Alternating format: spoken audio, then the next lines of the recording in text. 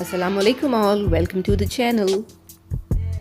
Today's MCQ is from grade 9 and chapter is the cell cycle. So, in which stage of the cell cycle the cell is preparing enzymes for the chromosomes duplication? And the answer is, it's A, the first gap, that is the G1 phase. So, let's try another one. During which phase of mitosis the spindles are formed? Think carefully and try to answer. So the answer is, it's C, the prophase, the very early phase of the mitosis. Hope you liked the video.